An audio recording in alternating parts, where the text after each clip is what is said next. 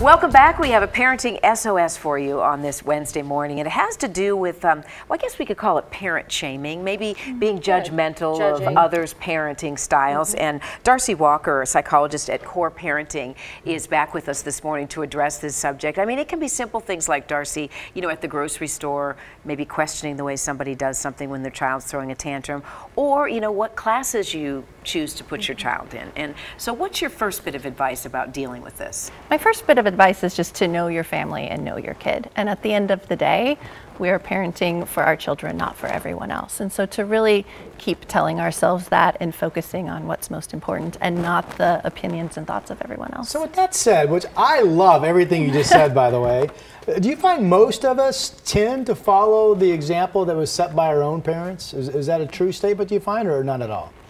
I think it's easy to do that automatically.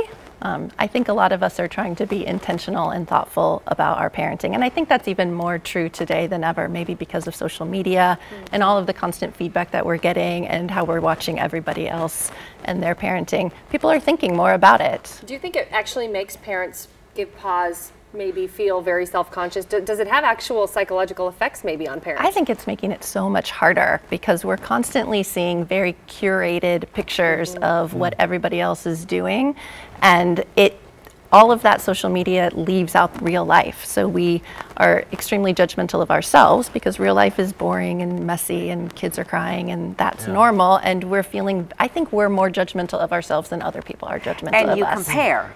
You know, you compare what you see other people posting. So is there a place for social media? I think there's definitely a place for social media. I think people are, on one hand, feeling more judged, but at the other hand, feeling very connected and finding social groups and mom groups and things like that to connect with other moms or dads in ways that they hadn't before. But you can be steered down a wrong road if you're not careful. I mean, it's possible you were doing everything really well.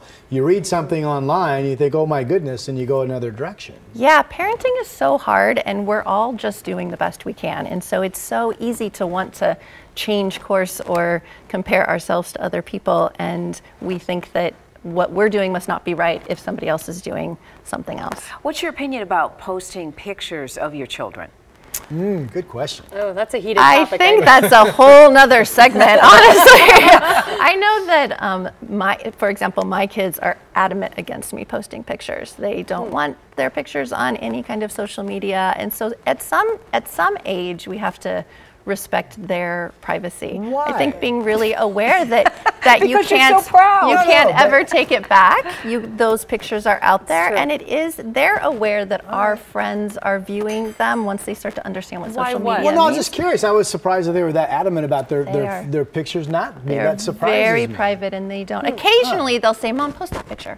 That's a good one. You got my best side. But very rarely. And I know you advocate looking for positive examples in your life. What do you mean? Yeah, I think that, well, like I said, I think we are way more judgmental of ourselves than other people are of us, and we assume other people are judging. And it's really easy to find those negative examples, those big examples in the media that happen. But the reality is that in most of our lives, we probably have many more examples of people that are very generous and caring and telling us that we're being good parents or connecting with us in grocery stores. I was in a grocery store once with my kids, and a mom just walked by and said, "We've all been there, hang in there." And it made the world of a difference, but it's easy to forget all of that. And the ratio is much more weighted toward the positive and connected and generous with each other than the negatives. And Darcy, I'm just curious, what's your opinion on, let's say somebody comes up to you in the grocery store and says something not so kind about your parenting Or try this. style. Why don't you try this? Yeah. How do you react to that? I just say thank you and continue on. I mean, honestly, I think that those moments, and again, I think they're probably more rare than not.